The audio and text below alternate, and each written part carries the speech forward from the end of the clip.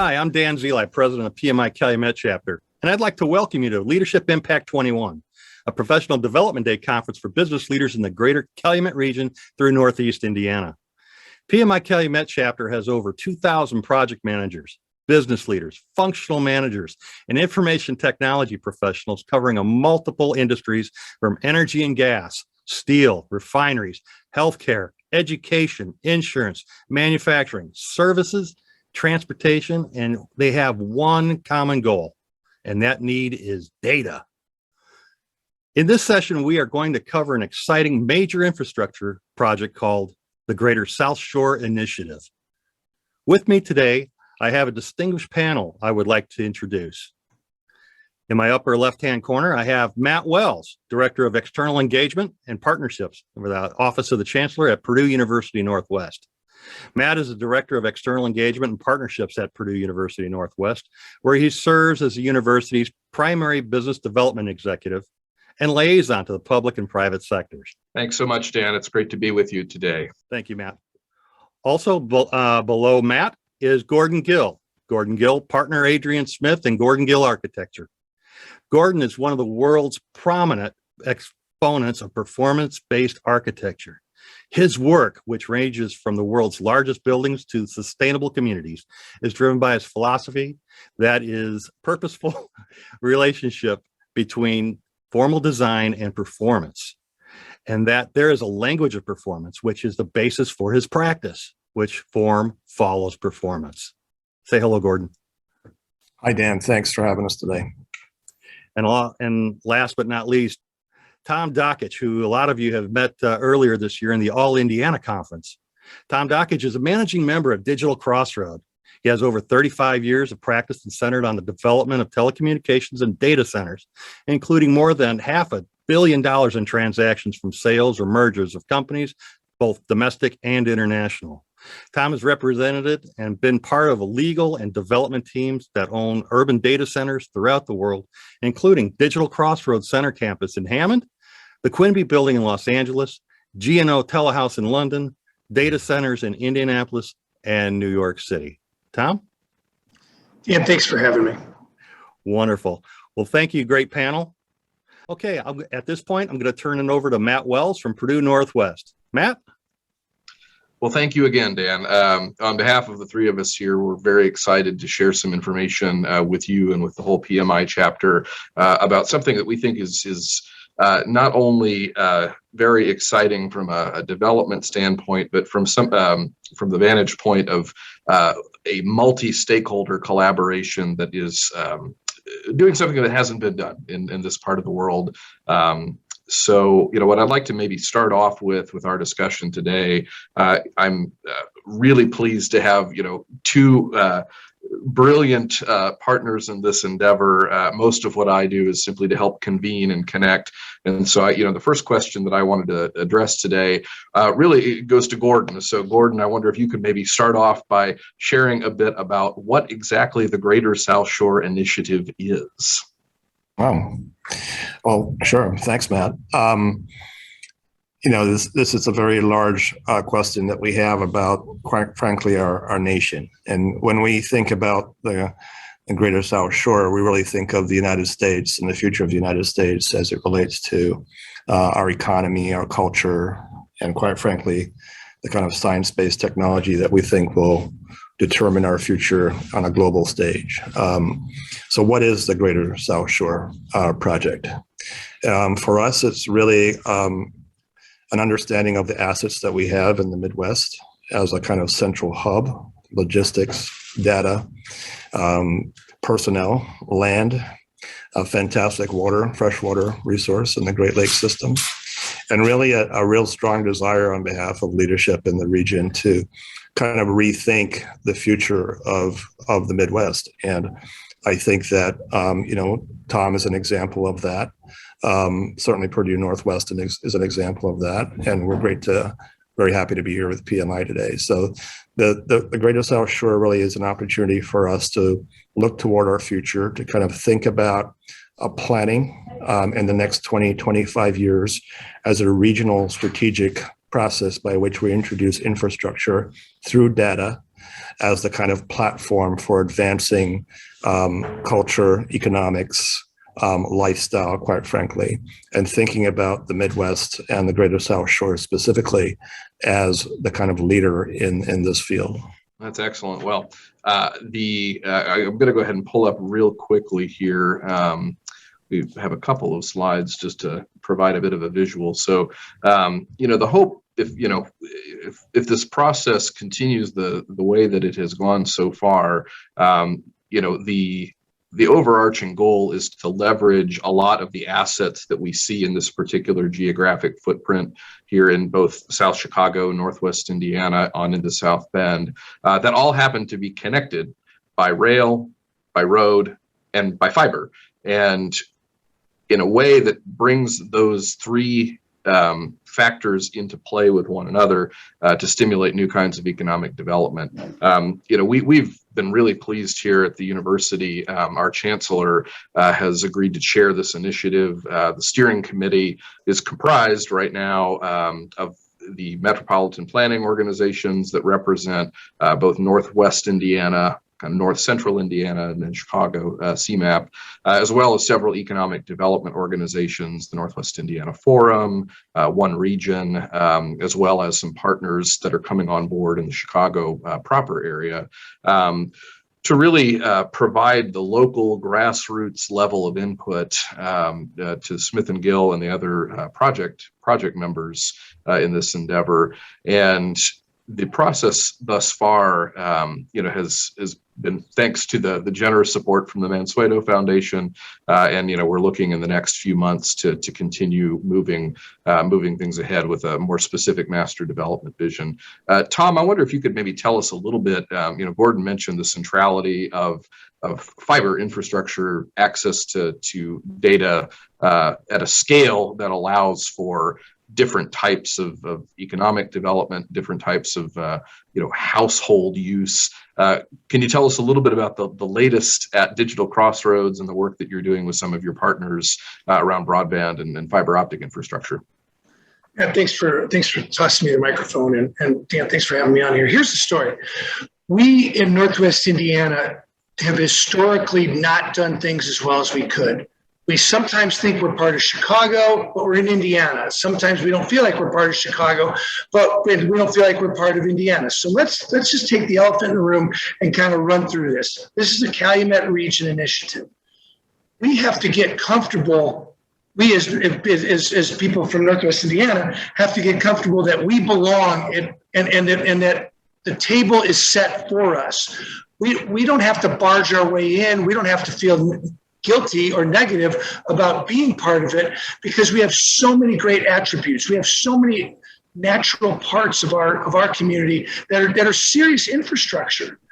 The lake, this massive, gorgeous lake is we all know about that, but there's also rail there, and we have more access to sunshine than what would be there. Our tax situation in Indiana is a little bit better than it is in Illinois.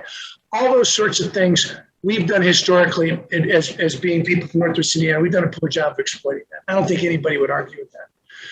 The chance to bring big brains into it. I'm gonna make Gordon blush, but the chance to bring big brains like Gordon Gill into Northwest Indiana, doing things to connect South Bend to Chicago, there's brilliant people to do that, but having guys like Gordon Gill being involved. There's a guy that we're going to hear a lot about named Scott Goodman. He's a fantastic person. He's as good a developer as there is in the United States. There's another guy named Dave Pavlik who can put together structures and deals. Putting these people together could make any community better. But having everybody focus on Northwest Indiana is truly a gift. Now, how does this come together? And I'm going to monopolize for another minute here, Matt. This comes because a guy named Joe Mansueto, who is as successful as anybody that's walked the planet, I would suspect, who has integrity at the highest level, who's as learned and as serious and as decent and as honorable as a human being. Well, he grew up in Munster. He went to Munster High School. guys like Joe Mansueto, who are trying to give back and make certain that Northwest Indiana has every possible advantage to take its rightful place as being a leader in the Midwest, just gives me chills. So my little piece of this is that we're going to build a fiber network, and it's going to be the best of its kind. And we can go through all the details if you care to, but it's going to connect essentially downtown South Bend to the biggest fiber hub, our biggest data center, and the most important significant data center in the United States at 350 East Cermak. This is going to happen because of a unique combination of public-private partnerships, but because of great work, fantastic work by guys like Matt Wells and by Ruth and your organization, your PMI people who are going to help design this, and fantastic leaders like Eric Holcomb, the governor, and Tom McDermott, the mayor of Hammond, and other mayors up and down the stream. We don't get better without mayors and local government officials being good, but we also can't do this without state officials. We happen to have a governor today who spends an inordinate amount of time trying to develop Northwest Indiana and make it such that our corridor here, our research corridor, our network is going to be the rival and the envy of it's going to be the rival of the rest of the country.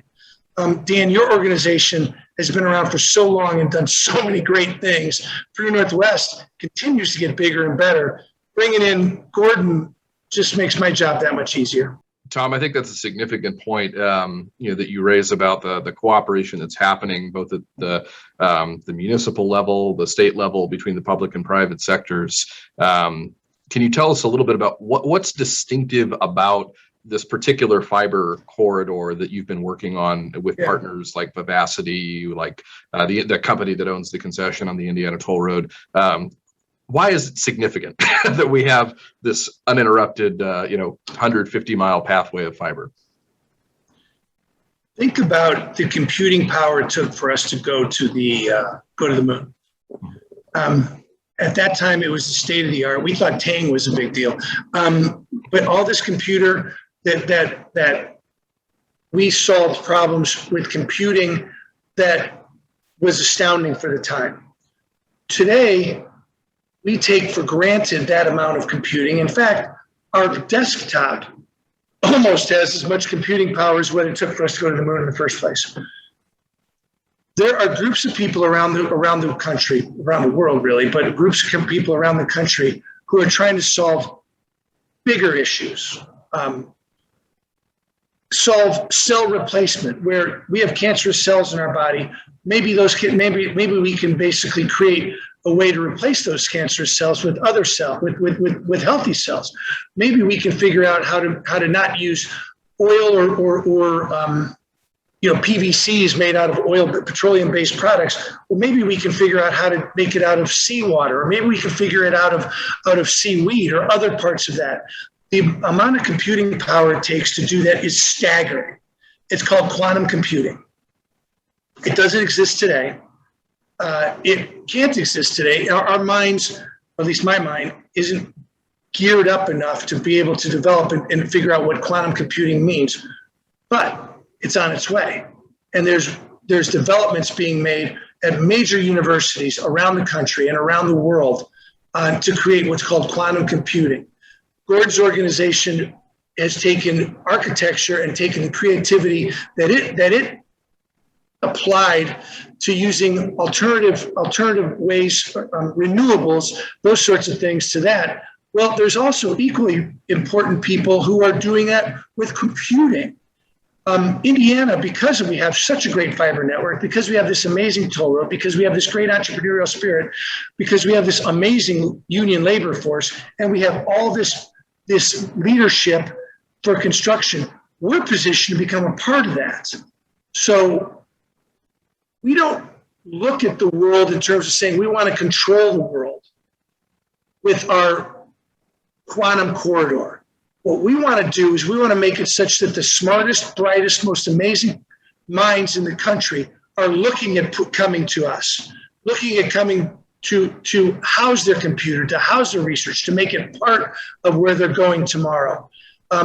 University of Chicago, Purdue, Notre Dame, all these other schools are just on this simple 39-mile stretch that we're starting with. Well, this is going to extend out, God willing, we can extend it out to the Indiana border, maybe even take it down to Indianapolis, take it into Columbus, out to Pittsburgh, and make it such that research can be done in the most secure and most real-time possible way to create a better world for all of us.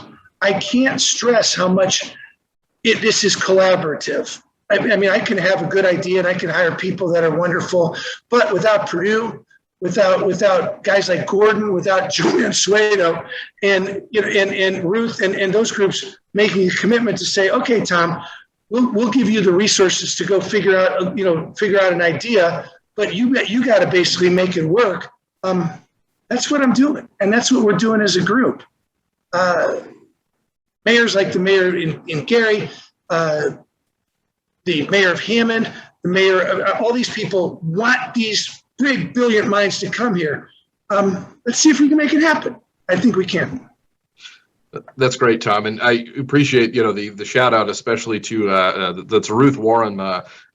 Dan, Ruth is the founder and CEO of the Neighborhood Capital Institute out of Chicago, and what NCI has done has been remarkable in assembling all of these brilliant minds that Tom alluded to, bringing in truly world-class experts in architecture, design, urban planning, engineering, public finance, really on down the list. What Ruth has been able to do with this group really is distinctive. And when I think about the report that was issued just about 8 or 9 years ago through the OECD that identified this particular geography, this stretch of Lake Michigan that stretches really on up into southeastern Wisconsin, but really has kind of its central hub, its central corridor here in Northwest Indiana, where the steel industry set up shop well over 100 years ago, as one of the most significantly underutilized economic assets for the 21st century. And what I find really thrilling about all of this is that what the team is doing is really not only designing a master development vision, but also bringing in the industry market sounding to get a sense of not just what are the highest and best uses in the abstract, but what are development strategies and downstream projects that will actually achieve something, like a market tested highest and best use that's ready to go to market. Gordon, I'm sorry, I interrupted you. What I was going to say was, Gordon, before I let you speak, so what you just described is exactly why this is being successful. Nobody in this organization, nobody in this group wants to let the other person down. Mm-hmm. Ruth goes into a room and she basically says, Tom, I need you can you figure out this problem for me? Because everybody else around you is figuring out their problem, their portion of the problem. And nobody wants to let each other down. Everybody's pulling the ball. Nobody knows how we're going to make any money on this, but I don't care. And I don't think anybody else cares. People are trying to figure out how to do what's right. Nobody wants to let the other person down. That's why this is being successful. Gordon, I wonder if you could maybe elaborate a bit more. In your opening remarks, you mentioned this particularly significant moment in our history and why, perhaps kind of adaptive reuse of some of these legacy assets is important. I wonder if you could, elaborate a little bit more about what you're seeing in terms of long-term vision for places like the industrial Midwest, like the Great Lakes. I mean, you all have done, world-altering work in places like Dubai. What are the lessons that we then can bring here, to our to our own backyard? Well, we're seeing around the world a real shift and an effort to move towards, renewable energy and kind of looking at the assets of their environment, regardless of what that environment might be, and how to convert that and leverage it for a better quality of life. That's really at the bottom line. This is really all about people. And when we look at the United States or North America, let's say, there has been a real transformation of industrial corridors over the last 15, 20 years that usually they usually kind of covet and occupy some of the most valuable geographic land in the country, because they've always been seen as kind of ports or gateways into major cities or major regions. And the Greater South Shore is exactly that. All the things I listen to hear Tom talk about and Matt talk about, all the assets that we know that are there. We talked about the lakes and the land and all that stuff, but really the people as well. And I think that what we see looking forward is that if you are thinking about advancing your country, your region, your city, your neighborhood over the next 15 to 20 years, it's almost impossible to contemplate that future without a data backbone or a quantum backbone that is going to service that. It's not actually practical to consider not thinking that way. Where we think this really lies is kind of this ecology or economy around an ecosystem. There's a very clear opportunity for the adaptation of the existing industries that are there to newer technology. There's a real opportunity there for a kind of population to be educated in the kind of newer technologies. We think that there is a fantastic lifestyle opportunity being offered along the Great Lakes and in that corridor. We think that there is quite frankly, an interest and a displayed interest of mutual support. We have always argued that from a policy standpoint, from a practical standpoint, you're never going to get a solution unless it's kind of a pluralistic approach and a holistic approach to looking at problem solving. And we've proven that. We know that for a fact. And so when you get leaders that are interested in their own benefit across borders and across boundaries, and this is really about the improvement of quality of life and the future of a region, then I think you're on to something that's much more powerful than bits and bytes. You're now talking about people who are looking at their children's futures, their grandchildren's futures, the positioning of a region as a leader in one of the greatest countries on the planet. You're looking at the idea of advancing the United States as a leader in technology that we know for a fact everyone is coveting around the world. I would add to Tom's comments about all the assets that it has as part of the geography of the place. When we think about looking at cities and looking at future hubs of kind of global distribution or regional distribution, part of that is the resiliency of that area. And the Greater South Shore is fantastic from a standpoint of, it's not threatened by hurricanes, it's not threatened by natural phenomenon in any real way. And so when you think about our coasts and you think about our shorelines and you think about the future of national security, or you think about the data that's being generated in these areas and what that can mean to science and medical, Medicare, all that, it just makes a tremendous amount of sense. So I think the timing is fantastic. I think the opportunity has been latent for decades. We've been doing this now in our firm for 15 years. And I joke with anybody that when we started the firm, these things didn't even exist. They came out the year after we started our firm, and now we can't even think of a life without this kind of technology in our hands. And here we are today speaking across, the airways, and we're in 4 different locations talking about the future of our region and frankly, our country. And I think the timing could not be better. I think it's a fantastic moment in our time. I think the technology is imminent. I know that from a fiber standpoint, the quantum communication component of quantum computing is imminent. And when I say that, I mean within years. And so if you're really thinking about moving forward and thinking about your region, it is the platform that I think is going to be the game changer and the sea change in this country. That's well said. And some of the conversations that I know that the project team has had recently with regard to quantum communications technology and the infrastructure that's needed to support it. We've had some robust conversations with the Chicago Quantum Exchange, with Brad Henderson at P33, groups that are really at the absolute leading edge of advancing tech policy, tech innovation policy, and tech infrastructure in the quantum space. And certainly the detail of those conversations is far above my pay grade, as they say.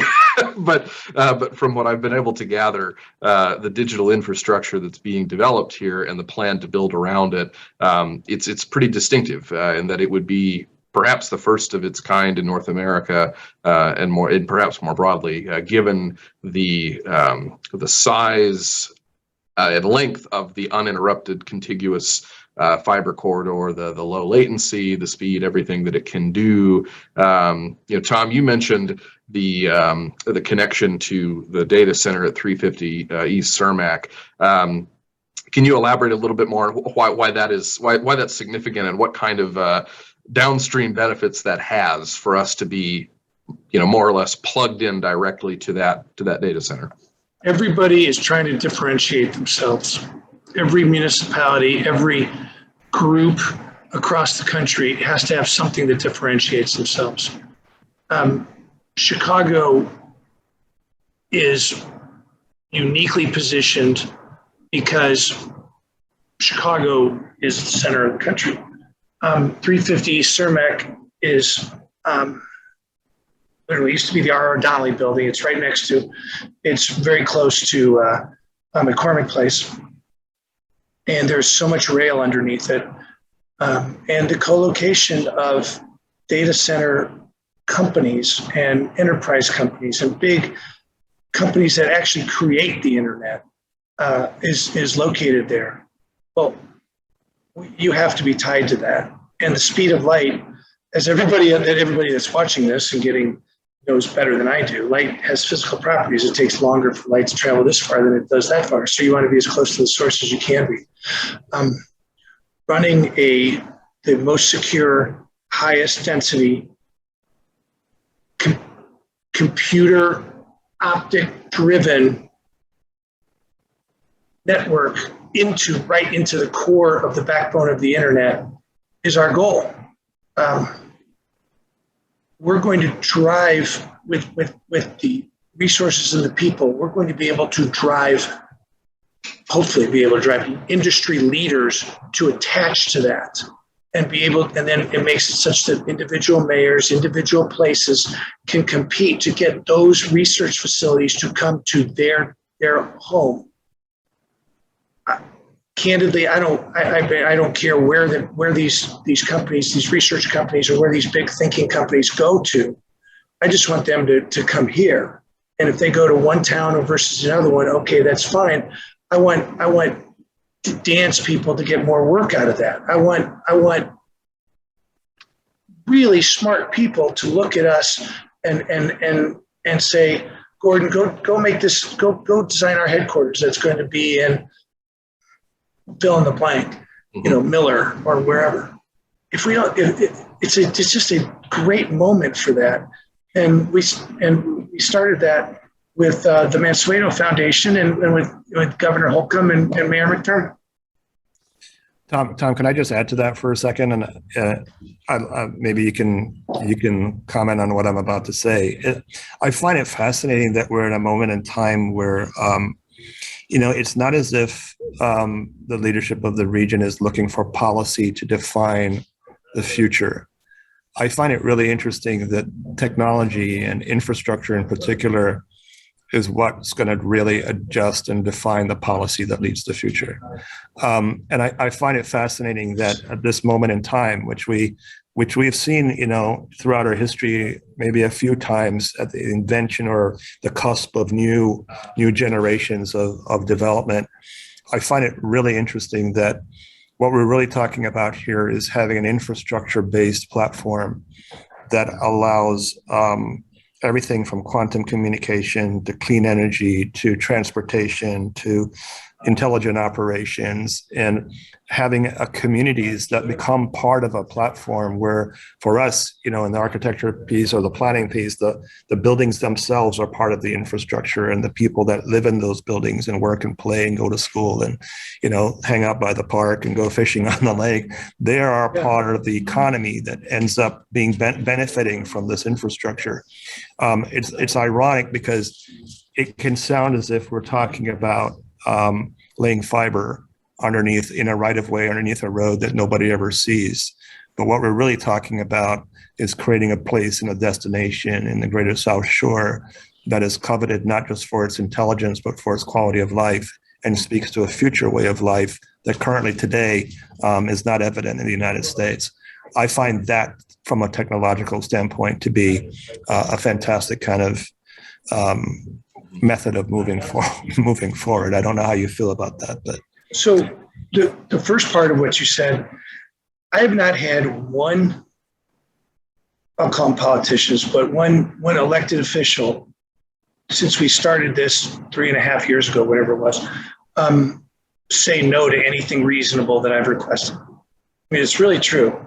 And I'm not being a big shot, but as Dan explained I've done deals on every continent on the globe. I haven't done anything in America, but you sit in Poland and everybody in Poland says, yeah, this makes some sense. I'm not picking on Poland, but I ended up spending 2 weeks there trying to get some stuff out of deadlock or whatever. But your initial point was, which I think was a really good one, which is this is fertile ground. I mean, this isn't exactly, but it's fertile ground for people saying, figure out what we can do here and let's do it together. Yeah, I was in Central Asia and the Middle East a couple of weeks ago, and I can put my hand on my heart and tell you that they're trying to understand what their future holds in terms of communication and their lifestyles and their economies, and it is at the core of the discussion. The difference is that I think here we have this opportunity actually literally at our feet. And the greater South Shore and people like yourselves and Matt, Dan, and the groups that we're working with now are a huge part of the asset. It's not as if we have to go out and create and find a Matt Wells or a Dan or a Tom. They are in the region, interested in moving this forward, actually making progress. And so it's really the job of putting the pieces together in a kind of holistic vision that then benefits all of us who live in this region. And it's really an exciting moment. I feel I really feel it's an opportunity that could change the path of the country forever. Gordon, when piggybacking off what you just said, when Matt had the Aspen Institute, when you and I sat at that dinner, I don't know what that was, 6 months ago. You and I talked about an offshoot of that, which was how strong the labor force and how strong the management force was. 100%. Yeah, it's just amazing workforce, an amazing group of people that are leading development in Northwest Indiana and throughout Indiana, throughout the region we're talking about. To that point, Tom, I thought I'd pull up a slide here just to show the audience, some of the just absolute incredible folks that we have, the firepower, of the team that's working on this master development process. This is distinctive. You don't see this kind of collection of talent of great minds and folks that understand large scale, multi-jurisdictional development opportunities like this. So, and again, the kudos to this, Ruth Warrenman, the Neighborhood Capital Institute, is sort of the chief of staff, or as she likes to call herself, the owner's representative for the steering committee. It's quite something. So, and Gordon, to your point, I have a few other slides I was going to showcase. So, this is just the visual of the pathway from Millennium Station to the terminus at the South Bend Airport of the South Shore rail line, the commuter rail line that is in the process of undergoing a very significant upgrade, thanks to the work of the Regional Development Authority here and many others, the Forum, One Region, the municipalities, in getting the funding to provide a second track east-west to provide express service, thereby decreasing the commute times from places like Michigan City, like Hammond, into Chicago. There's also a north, you don't see it on this map, but there's a north-south corridor as well to better connect to the population center in Southern Lake County. And what I think is also really cool is that, the same reasons why this part of the world became an economic engine for the planet over 100 years ago, they still exist. It's the same, location-based assets, same access to, the most abundant supply of fresh water in the world, relatively mild climate, all of these things that we have that, are permanent locational assets. What we're doing now is really just looking at, what made this region successful at the dawn of the industrial age. How do we repurpose and kind of, change the mix a bit so that those same ingredients can then produce 21st century and beyond types of economic development. So, and I love some of these top level sound bites, but one of the things that I think everybody has touched on is the fact that here we are in the shadow of the third largest economy in the United States, in the middle of it in the greater MSA, and shifting kind of the collective understanding of this area from being near Chicago to being along or at the center of the greater South Shore. I mean, that those kinds of opportunities to reposition an entire area don't come along that often. So, and of course, one of the world's great trading blocks, the crossroads, really the crossroads of the crossroads. I mean, everybody had to come around the southern tip of Lake Michigan to move goods from east to west. Now we're moving data and long haul fiber from east to west, still along the southern shore of Lake Michigan. And one of Gordon's colleagues, just a phenomenal planner and designer, Richard Wilson. I love this graphic. When you look at the entire scope of the Great Lakes basin economy, you're looking at annually a $4 to $6 trillion GDP. Now, that's staggering. I mean, that's the size of the European Union. But what I think is significant is that that's almost entirely by accident.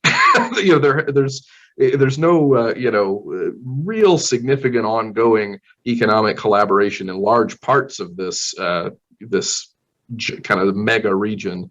I go back to that OECD report identifying the tri-state corridor from Milwaukee down into Northwest Indiana as having enormous assets and potential that had not really been able to create those cross-boundary synergies. So when you think about initiatives like the Greater South Shore and all of the stakeholders that are contributing to it and the vision that it has, what I think we're doing here, not only, as Gordon said, could perhaps change the course of economic history in the United States, but I think it can be a model for other parts of the Great Lakes region.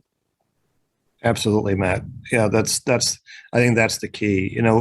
Our nation and frankly the world needs great examples. And you find that once these examples occur and these kinds of economies are created as examples for others to follow, there are a host of areas around the world that may be in this position. And so the leadership and the vision that is being provided on this job, and I'm talking about people like yourselves, Tom, Dan on the call, and everybody else that's involved in this. The eyes of the world are really on us, in terms of where it is that they think this country is going.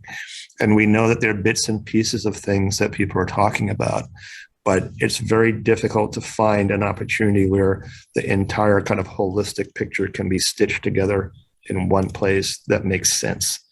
So it's actually not a forced solution. It's actually a latent potential that exists and has always existed in this region that has now maybe come of its time. That's fantastic. Time to go. Time to do it. Yeah, that's right. Let's roll.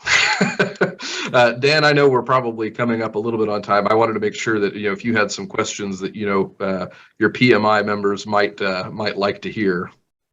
Absolutely. I'm going to direct this question to Tom, and it has to do on the different corridors. Matt, if you could go ahead and put up the corridor picture, the East Corridor, the West Corridor. My question to Tom is our future. After we get the corridors established and hot, will you mentioned earlier that there will be spurs down in Indianapolis and in Columbus.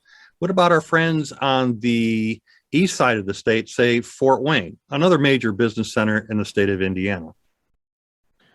So if you put that map back up, what we're going to announce very soon is taking the 39 miles that starts at the South Bend Airport. You kind of see where it starts at the South Bend Airport and goes all the way into Millennium Station, 350 East Cermak, that are there. But this is phase one.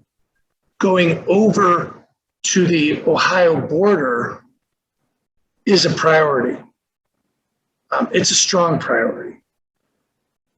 Getting down to Allen County and making it such that Fort Wayne could be competitive with trying to get these amazing, robust ideas people to come there is very simple. It really is. The speed of light in these corridors is easy to do. Mm-hmm. I mean, it's expensive, but it's just snapping in. So, Dan, I thank you for asking that, because I kind of forget that we're going all the way across the state, right? And we're gonna spear off of that. And Tom, if I can jump in, I mean, I think what's really significant about this particular 90-mile stretch that we're looking at initially, it's a beachhead, perhaps pun intended. Yeah. There's an opportunity here to create an integrated development plan that then has spokes that ripples outward. I mean, it's probably an overused analogy, but I think about how the Bay Area and Silicon Valley evolved and developed over the last 60 years. If you looked back in the early 1960s at Mountain View, California, it would have been probably nearly impossible to conceive of, what kind of things are there now. And but again, a lot of that had to do with the really optimal geographic assets. I'd like for us to be able to say in 60 years, this was the beginning of that similar kind of a process to leverage some very unique assets here in the Great Lakes region, in the upper Midwest. There's a previous slide here, if I can go back. The industry clusters, I mean, this is a very, very short list, but when you think about the kinds of industry clusters that are going to create the jobs of the future, that are going to drive economic growth, social progress, et cetera, a lot of them require an enormous amount of data. Many of them require an enormous amount of fresh water and access to connectivity to population centers. And when I think about particularly the last year and a half, the disruptions that we've seen in the global supply chain in a lot of very critical areas, both for economic prosperity, but also national security. I can't help but think back to the way in which the industrial Midwest was activated in a significant way after the Second World War, during and after the Second World War, I should say, to make the goods that were needed. I think we're at a similar moment in a lot of ways where, there's a lot of talk about reshoring. Not everything. Certainly the global supply chain has helped in a lot of ways, but in certain industries such as semiconductors, we found ourselves in an awkward spot where it's hard to get a dishwasher without several weeks, if not months of lead time, because you can't get the chips for it. So, and of course, the potential for some of these other clusters, electric and autonomous vehicles, where we are in the triangle between Detroit, Chicago, Indianapolis, and the Midwest. It's significant. So I think, Dan, the short answer then is, finding the hub here where we get the mix right, and that then has a chance to then sort of ripple outward, is the overall strategy. I think that's a brilliant strategy. And my next question would have to do with the future. After our beachhead corridors and the west to the east is established, can this be a model for the rest of the United States? And could it be exported to other countries? I think Gordon mentioned earlier, if we look at our friends over in the Emirates, in like Dubai and all that, they're also considering their infrastructure programs. So can this infrastructure program be a model for those types of countries that in the future, after we get it fully installed here in Indiana? I'll just answer briefly from my standpoint, Dan. I think the answer to that is 100% yes. I really think that this plan is the beginning. I don't want to sound overly dramatic about it, but I think it's the beginning of a national plan for the United States. when we think about projects like this, we're always testing them up in scale and down in scale. So how do they affect the individual, in the cities and towns that are adjacent to these spaces across the state of Indiana and across the adjacent states? And then when we blow it up, is it fractal enough? Is it realistic enough and practical enough to begin to engage other states and look at it from a national standpoint or an international standpoint in North America? And the answer is yes. And therefore, as an example, if it survives the kind of social impact, the technological impact, the economic impact, the environmental impact, and we're looking toward a kind of net zero carbon or carbon, friendly future, then the point becomes, yes, it's absolutely transferable. And I can tell you that it is something that would be very attractive in those regions. And I think we're looking at a set of leaders who are going to be sought after in terms of how to think about your cities growing, how to think about your communities growing, how to think about your population's future as the world moves forward. It's imperative. We're asking ourselves questions today that we can't possibly answer with the technology that we have. And we're beginning to understand that we need to take the next leap. We need to take the next jump. And I think this is why this is so exciting. I think it's not an impractical or convoluted solution. It's a very real, proven, practical approach to a real problem. And it's not just our problem; it's our nation's problem, and it's a kind of ultimately a global problem. So I see it as a very, very useful and considerate approach. One of my early bosses, I guess, a guy named Steve Goldsmith, who used to be mayor of Indianapolis, who's considered to be brilliant. His point is just about every one of these, every idea, like, such as what Gordon just described, the expansion of ideas, has to be rooted in getting good people, good, honest, forthright people getting elected to public office. If you have a good idea and the wrong people are not in place, Gordon, I'm sure I'm kind of saying coming to the same conclusion with different ways, the idea dies. Yeah, the idea dies, Tom, and the example never sees the light of day. And so you end up with wonderful opportunities that can shift economies and shift leadership and shift countries in terms of their global position, but they never come to fruition because for some reason, one reason or another, we're more interested in self-interest than we are in the larger picture. And that is not the case that we see here. We were so excited to get invited to participate on this project. And, after meeting Matt and yourself now, Dan, and, Tom and everybody else, Ruth and everybody else, there's not a single person in this group or the ones that have been engaged for this group that isn't interested in thinking about the larger picture of the region, and it all starts on the Greater South Shore, and that is really incredible. That's an incredible moment, and we're just very lucky. We're lucky to be here. Very lucky. Wonderful. If I may ask, Matt, could you bring up the next slide? I think it was the partners on the Greater South Shore Initiative. We have a wonderful team here. From pre-development strategists, project executives. We got master planners, architects, project management, like with Gordon's company, Adrian Smith and Gordon Gill Architecture. We keep looking across all of these, whether they're in real estate, finance, distribution of energy, all across the map. You got a huge talent pool right there.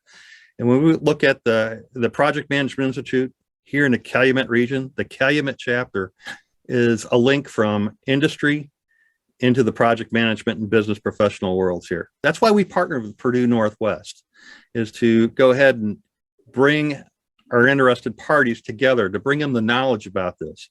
But let's talk about the skill sets. Thank you, Matt, for bringing that up. The skill sets. So Gordon and Tom, when you look forward, to executing the corridor, when it's fully funded and wholeheartedly operational. Do you believe that the project management professionals in the area are going to be in high demand, as well as business associates?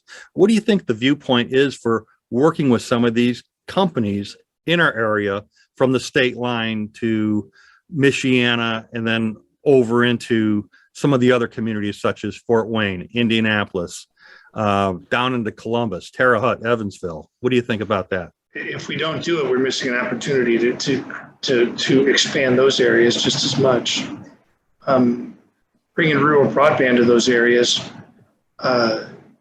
is today's initiative, but 5 years from now, I think that's going to be the initiative. I think the whole thing is going to be, and you guys may disagree with me, but the whole thing is going to be how secure is everything. But at the end of the day, if it's going to be, there's the base level of broadband and information technology availability will be achieved, I believe, because these governors, our governor, everybody's governor is now paying attention to this. The future is going to be about what can you do with it. And I would argue that skill set is imperative in kind of the ability to communicate the integrated solutions that are going to be required to deliver this.